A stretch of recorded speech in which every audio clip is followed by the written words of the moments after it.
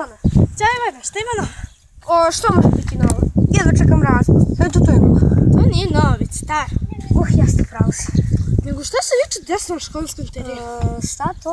Kako, šta? Već si zaboravio. Ma ne, nego mi nije bitno. Kako nije bitno? Bilo je vrlo neprijatno. Ma nemoj, šta mi napriča? Šta ti je? Samo komentariš. Dobro je da samo o tome pričamo, nemoj da me daviš. Ali pričam, ali moram ti kažem da je bilo vrlo neprijatno. Skoro bezobrazno. Šta kažeš? Ja bezobrazan? Ona kao nije bila bezobrazna, a?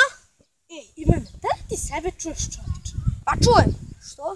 Ona je bila takva prema tebi, jer si ti bio bezobrazan. Moram da spremem pažnju tvoje ponašanje. Pa uspjela je. Imaš sreća što nisi dobio ukor nastavničkog veća. Ma gde smije da me kazni? Kako ne smije? Ona je naša nastavnica. To je čak i dužnost da nas uvede u red. Pa mene neće moći. Ali si ti doglav čoveče. Šta ti je? Što si se toliko zakačila za mene? Pukao mi je film i eto.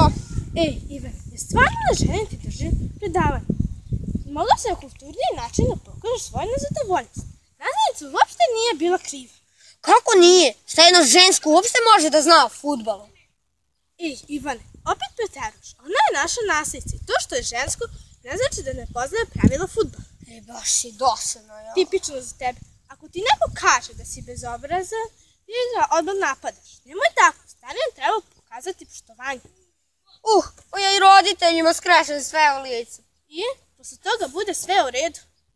Ne, kazne me, naravno. I to ti nije dosta pa si se okomio na nastavnicu. Ma nije, samo mi nije bio dan i eto. Čas je juče bio baš interesant. Nastavnica se baš trudila. Sve dok ti nisi uprskao svojim ponašanjem. Pa jeste, i meni se čas svidao. I? Šta misliš, zašto te nije kaznila?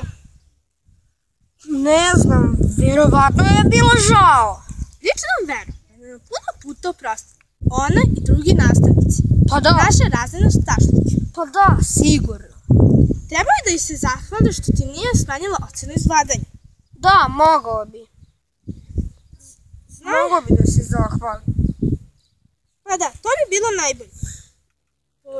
Povratiš svoje poljuljano poverenje, znaš da se bliži odeljensko takmičenje. Kako ćemo igrati utakmicu bez tebe? A kako ću, sramota me? Pazi sad, otkud tebe jedanput da bude sramota? Eno je brzo. A pa da idemo na čas. Nastavnice! Možemo da razgovaramo?